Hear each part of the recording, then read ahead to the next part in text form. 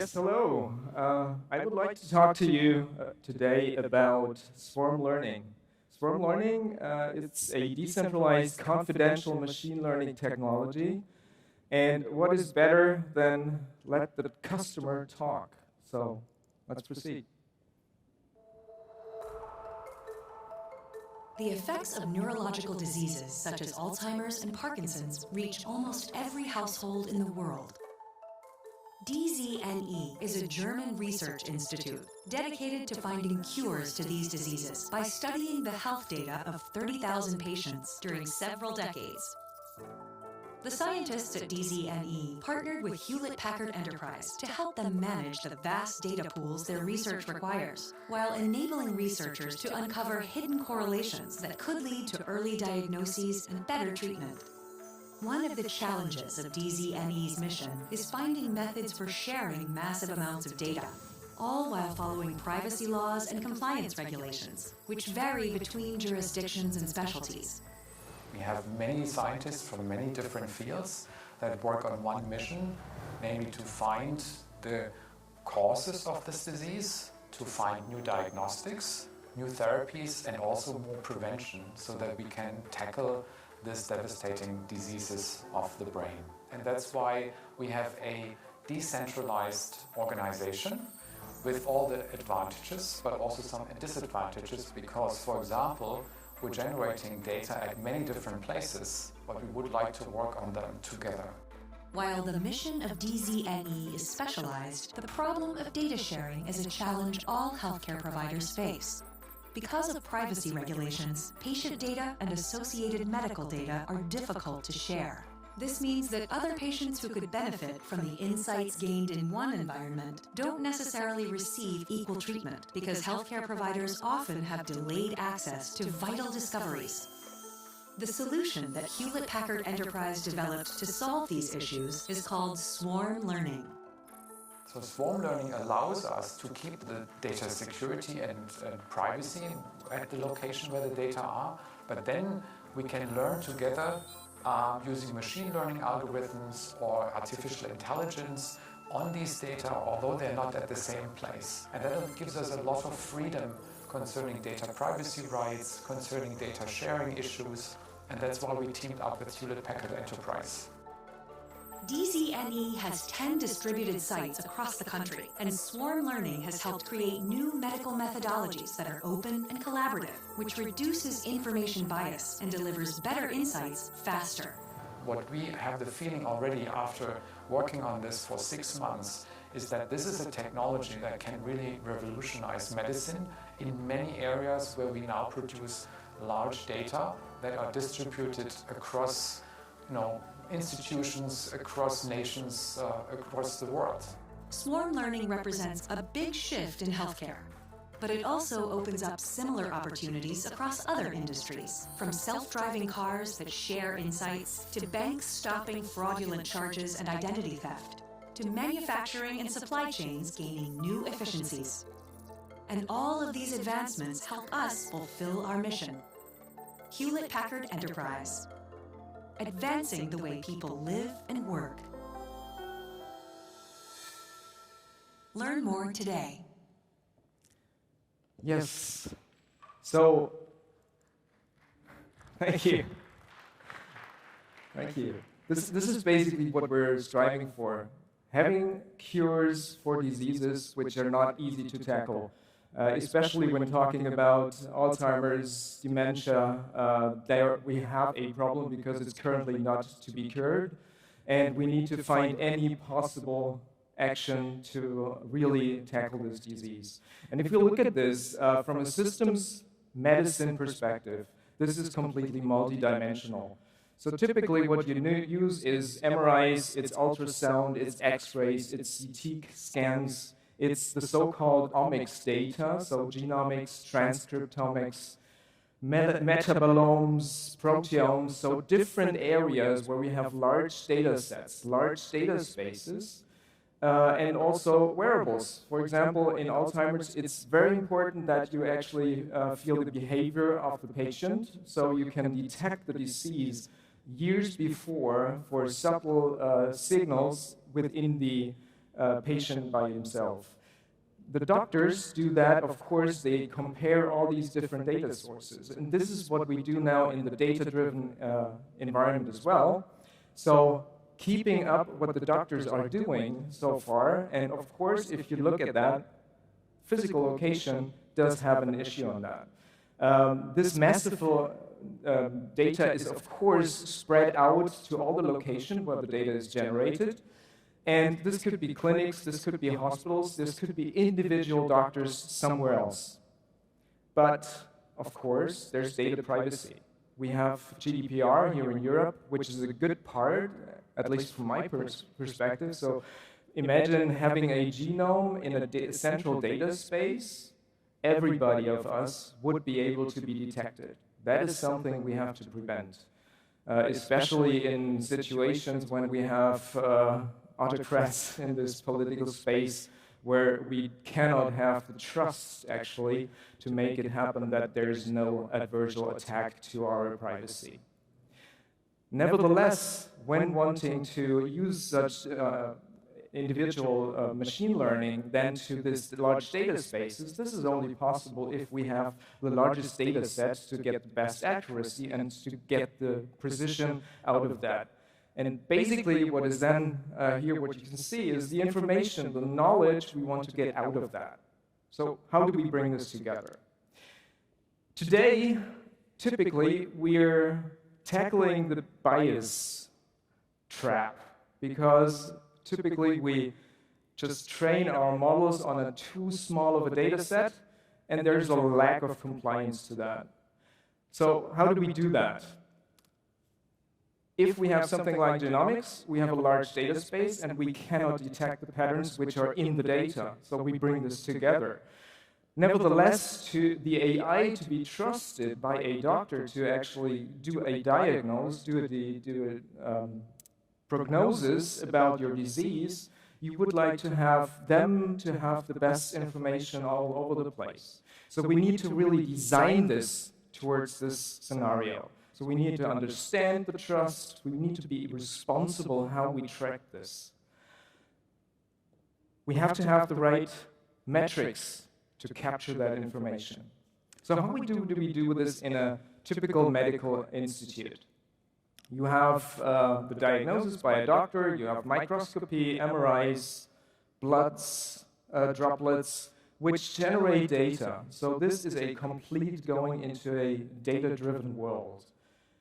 We apply the algorithm at the data, so we turn it around from the principles that we move the data to the algorithm, so basically putting it anywhere in a central location, but do it the other way around and put the algorithm to the data. That has a couple of advantages. The advantage is that we can share the insights, we share the information, we do not share the data. So we do not move the raw data. Since we do not have to move raw data in a large space, there's another benefit to it, because that's sustainable in a way. You can imagine, for example, a large microscope or a large MRI typically has a resolution of about a terabyte per modality, so one of these pictures you're taken. If you want to have thousands of patients to put this together, this is just not feasible anymore. The other thing is, if you do that, you need to duplicate the data. As soon as you have duplicated the data, you would not be able to control it anymore. So it's out in the wild. You cannot do anything about it. So you cannot keep the privacy to that. So keeping the sovereign on the data owner, this is a orchestration political problem actually to be solved. On the other hand, we can enlarge the data set if we apply this decentralized, then of course we have a larger spread where we actually can train upon. So making this is a decentralized machine learning happening and coming from the classical medicine to a systems type medicine approach where we do it completely data-driven.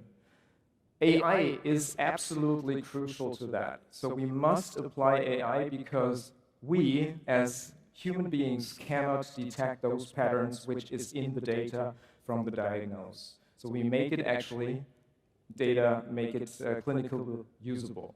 So how does it work from a local learning? So typically what you have from a framework, if you do everything locally, then you see you have, for example, one hospital, everybody traces on their own. So if there's a bias in the data, based on locality, based on the country, based on the resolution, on the devices we have there, this is completely disconnected. What we typically do, that's what the major task is done today, is we put this all in a data center. We put this in a cloud. We put it at a central location with all the issues we had before, so data and parameters are consolidated centrally. Federated learning, you potentially have heard about that. Google was implementing this since 2015, which is a super concept where we actually calculate at the decentralized location. Nevertheless, you still have a central custodian who concentrates the learnings and also the power on this. So we went beyond this and said, okay, let's train decentralized and use distributed ledger technologies, blockchain, to actually make also the parameter exchange equally, so all the participants can then train together on their interest. And that is something which actually made me proud a bit. Being a business architect from a tech company, working with scientists across the world, going into a huge data set. So what we had there were 12,000 data samples from 127 studies. We did something like 50,000 runs on different permutations and wanted to show that actually we can train decentralized. We did this on acute leukemas, on tuberculosis, and on COVID-19. It took us about 4 months to actually do so. It took us, on the other hand, about a year to put it through nature. And for the very much reason that in this particular point, we had two domains who could not talk to each other. And that is something I would like to ask you. Ever you go out there, talk to the people who have the problem to be solved and try to interconnect and come together, try to understand each other what the real problem is to go and solve it, because we have the technology, and we heard about a couple of these things today already, to solve the problems which are out there. Also, we did it with 95,000 X-ray images, which is a downloadable data set from Kaggle. And we could prove that we can train together and do it decentralized. Now, this is something, we have multiple nodes. So this is the principle, and I just would like to show you on the left side, you have a decentralized node, and you have cases and controls, which means you have a disease or a control, which is a healthy patient. We tested several permutations around this, and on the right side you see the accuracy of these different permutations in these box plots. Each of the lines is a particular node. On the far right, you see the swarm. So the swarm basically consolidates all the learnings from the different single nodes, put it together, and this is the same thing we would actually experience.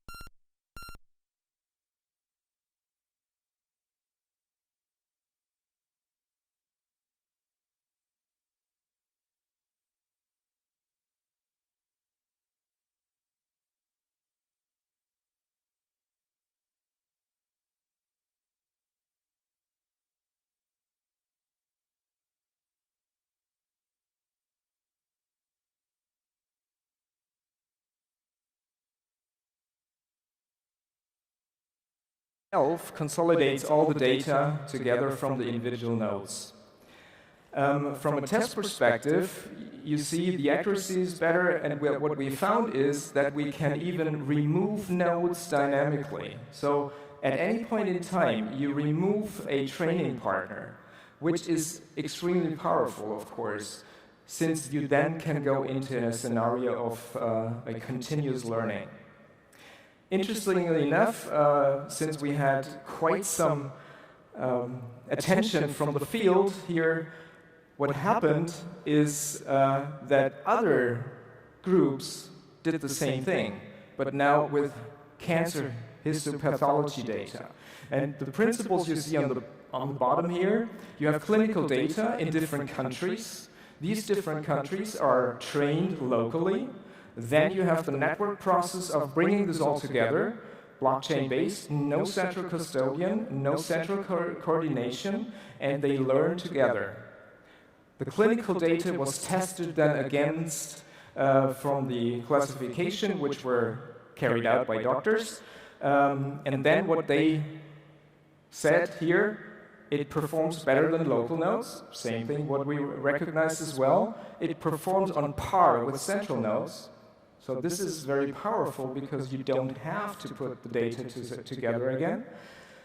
And then it overcomes the need for data transmission, which is the sustainability part. If you think about the larger and larger data sets we're going to experience, we train the models, decentralized at the source, and then bring it together. And there's no final control of the model itself, so this can be agreed upon by these parties who then train together. So with this together, putting private data locally, applying the model, having the swarm nodes, training together, we keep the data protection and the data privacy directly at the source, and large data sets, which is the part where we actually would like to go for, since this is so important to get rid of the bias, to be able to go into a direction to go for trustworthy data. The resiliency part is also in there, because even in the position if a node fails throughout a training, it does not matter. Of course, you have to have the right data quality at the place where you actually do it, and then you get these results. What does it mean? Think about it. You can integrate any private data from any data owner worldwide without data sharing. So we basically come to a point where we do not share data, which is the common theme currently, but we share insights. We share information. And going back to the Hippocratic Oath, then of course you see, okay, well, this is what doctors do since thousands of years. They're talking to their colleagues about information and get a second opinion, which is fine. So this enables us, this technology enables us to really come into a situation that we have an AI doctor, which consolidates the knowledge of the doctors around the world in this common training here.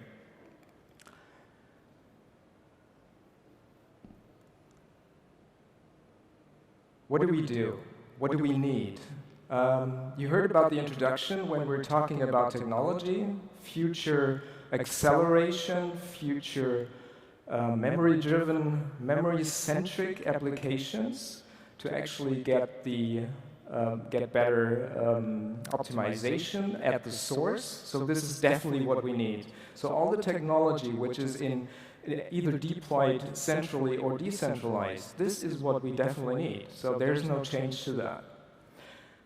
We have an ubiquitous memory, so we can do things much faster. We need to go open. Open is the way to go. If we go proprietary, we cannot work together. We come from a central organization to a decentralized organization. We need to make reasoning from this information.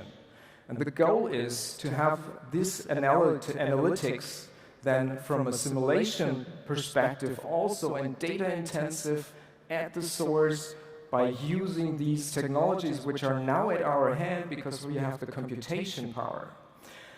And now you can ask me maybe, what does this have to do with cloud? Well, it is at the edge. So my proposition is to put everything at near to the edge where the data is actually generated. So at the sensor, which is per se decentralized, because all of us, we live decentralized. Nevertheless, we can have this near edge or at the cloud as well. The only thing is that we have to agree on these open standards, and with that we can do this continuous learning. So if we work together, if we come together and do that, we have the option to do it in the cloud, but it needs to be cloud native. So cloud native is the way to go, where we then provide the information and translate this into action at scale. And coming back to the use case by itself, to improve how we can detect, diagnose diseases for different types, we have domain experts, and we need to work together to actually solve something like that. So with that, I would like to make you think how we can deploy in the future in the right balance for decentralized versus centralized. But what I would like to take with you, both is possible. So it's your choice. Thank you. Thank you so much, Hartmut Schultze. You had a question. He was already backstage like, oh, Okay. I have to ask something. Ike, what is it? Me? Yeah.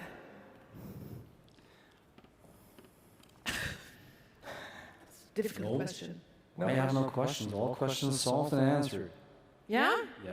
Because it was a great presentation, right? I have one question to all speakers actually here, Yeah. more or less. It's like the pandemic gave a real push, Yes. right?